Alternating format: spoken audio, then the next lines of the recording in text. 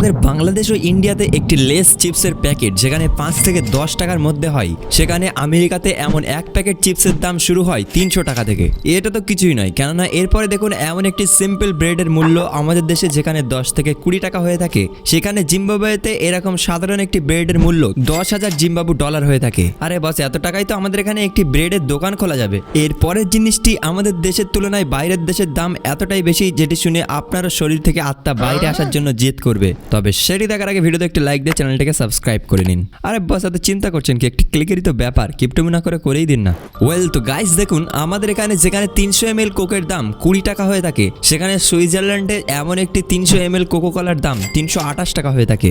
মানে 1 ml এর মূল্য 1 টাকারও বেশি। আর তাছাড়া বেশি তো এই লোকটির বুদ্ধিও ছিল, কিন্তু